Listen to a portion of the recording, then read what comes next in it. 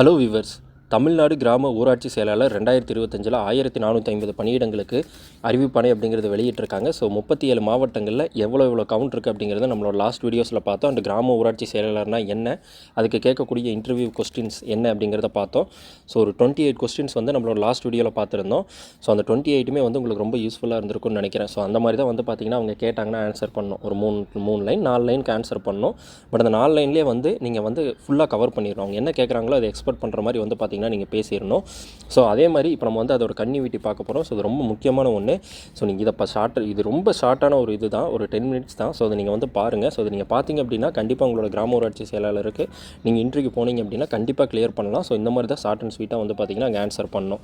So அது வந்து இப்போ நம்ம கொடுக்க போகிற அந்த கொஸ்டின்ஸ் வந்து இப்போ நான் காமனாக எப்படி ஆன்சர் பண்ணணும்னு சொல்லுவேன். பட் அது உங்கள் ஏரியாவில் இருக்கக்கூடிய பிரச்சனைகள், உங்கள் ஏரியாவில் இருக்கக்கூடிய திட்டங்களுக்கு சார்ந்து வந்து பார்த்திங்கன்னா மாறுபடும். அதை மட்டும் நீங்கள் கரெக்ட் பண்ணிக்கோங்க. ஸோ இப்போ நம்ம வந்து பார்த்திங்கன்னா மீதி இருக்கக்கூடிய அந்த கொஸ்டின்ஸ் 28 பார்த்துட்டோம். ஸோ அதுக்கப்புறம் வந்து பார்த்திங்கன்னா பார்க்கலாம். ஸோ 29, நீங்கள் நியமிக்கப்படவிருக்கும் கிராமம் பற்றி உங்களுக்கு என்ன தெரியும்? ஸோ மக்கள் தொகை, முக்கிய தொழில், நீர் ஆதாரங்கள், முக்கியமான பிரச்சனைகள் மற்றும் நிலவும் வளர்ச்சி திட்டங்கள் பற்றிய சரியான தகவல்களை கூறுதல் வேண்டும். ஒரு மனுவை எந்த அடிப்படையில் நிராகரிப்பீர்கள்?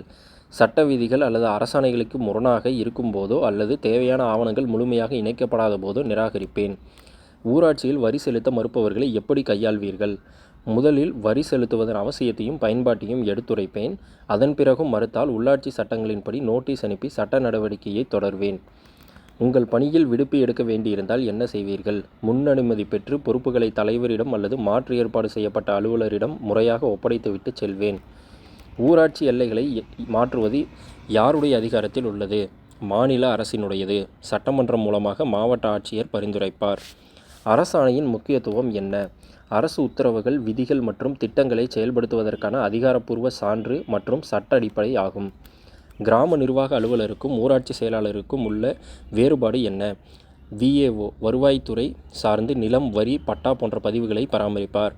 ஊராட்சி செயலாளர் ஊரக வளர்ச்சித்துறை சார்ந்து ஊராட்சி நிர்வாகம், நிதி மற்றும் வளர்ச்சி திட்டங்களை பார்ப்பார்.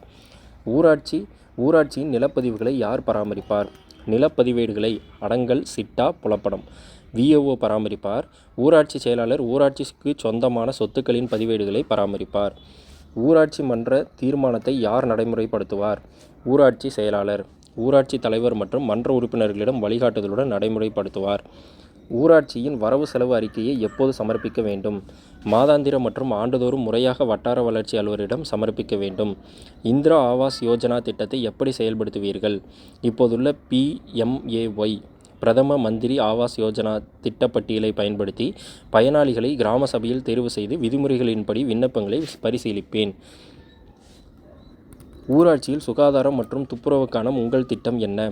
திடக்கழிவு மேலாண்மை திட்டத்தை சரியாக செயல்படுத்தி கழிவுகளை பிரித்தெடுத்து அனைத்து வீடுகளிலும் தனிநபர் கழிப்பறை பயன்பாட்டை உறுதி செய்வேன். நீர் சேமிப்பு மற்றும் மழைநீர் சேகரிப்பிற்கு நீங்கள் என்ன நடவடிக்கை எடுப்பீர்கள்? அனைத்து பொது கட்டிடங்களிலும் மழைநீர் சேகரிப்பு கட்டமைப்புகளை உறுதி செய்து பொது நீர்நிலைகளை, குளம், ஏரி தூர்வாரி பராமரிப்பேன். ஊராட்சியில் உள்ள பள்ளிகளின் தரத்தை மேம்படுத்த உங்கள் பங்களிப்பு என்ன? கிராம சபையில் பள்ளியின் தேவைகள் குறித்து பேசி அடிப்படை வசதிகளை மேம்படுத்த நிதி திரட்டி கல்வித்துறை அதிகாரிகளுடன் ஒருங்கிணைந்து பணியாற்றுவேன்.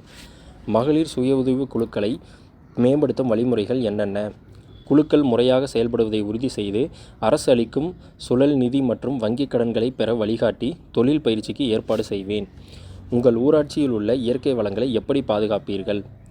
சட்டவிரோத மணல் கடத்தல், கல்குவாரி போன்ற நடவடிக்கைகளை மேலதிகாரிகளுக்கு புகாரளித்து தடுப்பேன். மரங்களை நட்டு நீர்ப்பாசன ஆதாரங்களை பாதுகாப்பேன். தெருவிளக்கு பராமரிப்பு தொடர்பான உங்களின் நடைமுறை என்ன? தெருவிளக்குகள் எரியாத புகார்களை பதிவு செய்து உடனடியாக மின் ஊழியர்களிடம் தெரிவித்து சரி செய்வேன். LED விளக்குகளை பயன்படுத்த ஊக்குவிப்பேன். கழிவுகளை பிரித்தெடுப்பது பற்றி பொதுமக்களுக்கு எப்படி புரிய வைப்பீர்கள்? விழிப்புணர்வு முகாம்கள், துண்டு பிரசுரங்கள் மூலம் தினசரி குப்பைகளை நனைந்தவை, காய்ந்தவை என்று பிரிப்பதன் அவசியத்தை எடுத்துரைப்பேன். உங்கள் பகுதியின் மக்கள் தொகை விவரங்களை பற்றி தெரியுமா? உங்கள் கிராமத்தின் மொத்த மக்கள் தொகை, பாலின விகிதம், கல்வியறிவு விகிதம் ஆகியவற்றை தெரிந்து வைத்து சரியாக பதிலளிக்க வேண்டும். இதுக்கு வந்து நீங்கள் இப்போ வந்து நம்ம தமிழ்நாட்டை பொறுத்த வரைக்கும் வந்து பார்த்திங்கன்னா மக்கள் தொகை கணக்கெடுப்பு அப்படிங்கிறது இப்போ வரைக்கும் நடத்தலை. இப்போ அதர் ஸ்டேட்லலாம் நடத்திட்டு இருக்காங்க. இங்கே நம்ம தமிழ்நாட்டை பொறுத்த வரைக்கும் ஜாதிவாரி கணக்கெடுப்பு நடத்தணும், மக்கள் தொகை கணக்கெடுப்பு நடத்தணும் அப்படின்னு சொல்கிறாங்க. ஸோ அது சம்மந்தப்பட்ட அந்த விகிதம், ஒரு நாளைக்கு பிறப்பு இறப்பு எவ்வளவு, நம்மளை அந்த இதெல்லாம் வந்து பார்த்திங்கன்னா ரெக்கார்டெலாம் வச்சுருப்பாங்க ஊராட்சியில். ஸோ கல்வி அறிவு விகிதம் அப்படிங்கிறது இப்போ எவ்வளோ பேர் வந்து படிச்சிருக்காங்க அப்படிங்கிறது எல்லாமே இந்த எலெக்ஷன் டைமில் கூட வந்து பார்த்திங்கன்னா எடுப்பாங்க. எவ்வளோ பேர் ஒரு தொகுதிக்கு இருக்காங்க, எவ்வளோ பேர் வாக்காளர்கள் இருக்காங்க, எவ்வளோ பேர் வந்து பார்த்திங்கன்னா வாக்காளர் அல்லாதவர்கள் இருக்காங்க அப்படிங்கிறதெல்லாம் வந்து பார்த்திங்கன்னா தெரிஞ்சுக்கலாம். ஸோ அந்த டேட்டா வந்து எடுத்து வச்சுக்கோங்க. இது நம்ம வந்து பர்டிகுலராக கொடுக்க முடியாது. ஸோ நீங்கள் வந்து பார்த்திங்கன்னா உங்களோட பகுதியில் நீங்கள் தான் வந்து அதை கலெக்ட் பண்ணி இதுக்கு வந்து ஆன்சர் பண்ணணும். அடுத்து, ஊராட்சியில் சாலை வசதிகளை மேம்படுத்த என்ன திட்டம் தேவை? கிராம சாலைகள் மேம்பாட்டு திட்டம் போன்ற திட்டங்களின் கீழ் நிதி பெற்று தரமான சாலைகளை அமைக்க பரிந்துரைப்பேன். ஊராட்சி அலுவலகத்தில் நீங்கள் பயன்படுத்த வேண்டிய முக்கிய மென்பொருள்கள் என்ன? பஞ்சாயத் மென்பொருள், பிறப்பு இறப்பு பதிவுக்கான சாஃப்ட்வேர் மற்றும் கணக்கு பதிவியலுக்கான மென்பொருள்கள்.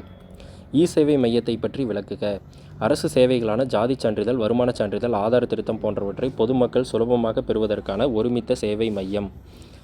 கணினி அறிவு எந்த வேலைக்கு எப்படி உதவும்? கணினி அறிவு இந்த வேலைக்கு எப்படி உதவும்? கணக்கு வழக்குகள், பதிவேடுகள், பிறப்பு இறப்பு சான்றிதழ்கள், மாதாந்திர அறிக்கைகள் ஆகியவற்றை விரைவாகவும் பிழையின்றி செயலாக்க உதவும். தரவுகளை எப்படி பாதுகாப்பீர்கள்? அனைத்து பதிவுகளையும் முறையாக கணினியில் சேமித்து இரகசிய குறியீடுகளை பயன்படுத்தி பாதுகாப்பேன். ஆன்லைனில் பிறப்பு இறப்பு சான்றிதழ்களை பதிவிறக்கம் செய்யும் முறை என்ன? தொடர்புடைய அரசாங்க இணையதளத்திற்கு சென்று பதிவு எண் மற்றும் பிற விவரங்களை உள்ளிட்டு பதிவிறக்கம் செய்யலாம். டிஜிட்டல் இந்தியா திட்டத்தின் கீழ் ஊராட்சியில் என்னென்ன மாற்றங்களை கொண்டு வரலாம்? அனைத்து பதிவுகளையும் கணினி மயமாக்குதல், இணைய இணைப்பு வசதியை மேம்படுத்துதல், பொதுமக்களுக்கு கணினி கல்வியை வழங்குதல். தகவல் அறியும் உரிமை சட்டம் என்றால் என்ன? அரசு நிர்வாகத்திடம் வெளிப்படைத்தன்மையாக கொண்டு வரவும் பொதுமக்கள் அரசு துறைகளிடம் இருந்து தகவல்களை பெறவும் உதவும் சட்டம், 2005. RTI மனு வந்தால் எவ்வளவு நாட்களுக்குள் பதிலளிக்க வேண்டும்? 30 நாட்களுக்குள் பதிலளிக்க வேண்டும். ஊராட்சியில் ஏற்படும் சிறிய சட்டம் ஒழுங்கு பிரச்சனைகளை எப்படி கையாள்வீர்கள்? உடனடியாக தலைவர் மற்றும் வார்டு உறுப்பினர்களின் கவனத்திற்கு கொண்டு சென்று போலீஸ் அல்லது மேலதிகாரிகளுக்கு தகவல் அளித்து அனுமதியை பேணுவேன். நில அபகரிப்பு புகார் வந்தால் என்ன செய்வீர்கள்? அது தொடர்பான ஆவணங்களை பரிசீலித்து மேலதிகாரிக்கும் BDO, தாசில்தார் தேவைப்பட்டால் காவல்துறைக்கும் புகார் அளித்து ஆக்கிரமிப்பை அகற்ற நடவடிக்கை எடுப்பேன். சொத்து வரி விதிப்புக்கான சட்ட அடிப்படை என்ன? தமிழ்நாடு பஞ்சாயத்து சட்டம் 1994 மற்றும் அவ்வப்போது அரசால் வெளியிடப்படும் விதிகளின் அடிப்படையிலேயே வரி விதிக்கப்படுகிறது. நீர்நிலைகளில் ஆக்கிரமிப்பு இருந்தால் என்ன நடவடிக்கை எடுப்பீர்கள்? ஆக்கிரமிப்பாளர்களுக்கு நோட்டீஸ் அனுப்பி உரிய காலக்கெடுவுக்குள் அகற்ற வலியுறுத்துவேன். அதன் பிறகு வருவாய்த்துறை அதிகாரிகளின் உதவியுடன் ஆக்கிரமிப்பை அகற்றுவேன். ஸோ இப்போ நம்ம வந்து பார்த்திங்கன்னா கிட்டத்தட்ட ஒரு 32 கொஸ்டின் வந்து நம்ம இந்த வீடியோவில் பார்த்துருக்கோம். ஸோ இதில் வந்து பார்த்திங்கன்னா பேசிக்காக வந்து நீங்கள் என்னென்ன பண்ணுவீங்க, உங்களுக்கு ஒரு புகார் வந்துச்சுன்னா நீங்கள் அதை வந்து எப்படி கையாளுவீங்க, ஸோ சேவை மையம்னா என்ன, நீங்கள் வந்து என்னென்ன சாஃப்ட்வேர் யூஸ் பண்ணுவீங்க, அதே மாதிரி உங்களுக்கு வரக்கூடிய அந்த பிறப்பு இறப்பு சான்றிதழ், ஜாதி சான்றிதழ், அந்த ரெக்வஸ்ட்லாம் வந்து நீங்கள் எப்படி வந்து சேவ் பண்ணி வச்சுப்பீங்க? ஏன்னா நீங்கள் தான் வந்து உங்கள் ஊராட்சியில் வந்து ஒரு பிறப்போ ஒரு இறப்போ வந்து பதிவு செய்யக்கூடிய ஒரு அதிகாரி. அப்போ வந்து நீங்கள் அதெல்லாம் வந்து எப்படி அப்லோட் பண்ணி பேக்கப் எடுத்து வச்சுப்பீங்க, அதுக்கு எப்படி பாஸ்வேர்ட் கொடுப்பீங்க, அது வந்து எவ்வளோ சேஃபாக நீங்கள் வச்சுப்பீங்க, அது சம்மந்தப்பட்டது எல்லாமே வந்து பார்த்திங்கன்னா பார்த்தோம். அதே மாதிரி வந்து ஒரு பட்டா சிட்டா அடங்கல், உங்களுக்கு நீங்கள் என்னென்ன பார்த்துப்பீங்க, VO என்னென்ன பார்த்துப்பார், ஸோ உங்களோட ரோல் என்ன, அவரோட ரோல் என்ன, அந்த மாதிரி வந்து பார்த்திங்கன்னா பிரித்து பார்த்துருக்கோம்.